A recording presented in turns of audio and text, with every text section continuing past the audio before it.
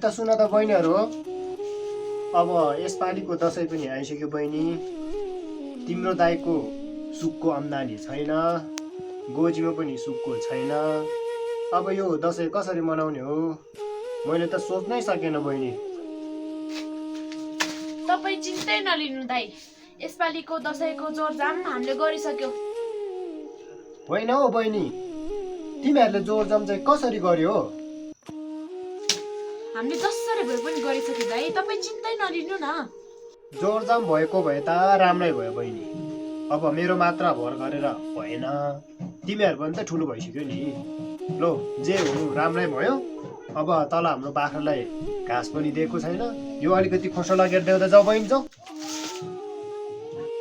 दाइ हाम्रो बाख्रा त छैन। होइन हाम्रो त्यत्रो बाख्रा चाहिँ कहाँ पुग्यो? त्यही बाख्रा बेचेर त हामीले दसैँको लागि जोरजाम गरेको दाइ। तिनीहरूले राम्रो काम गरेको भने त सबैलाई जस्तो पारेछ, तिनीहरूले बस।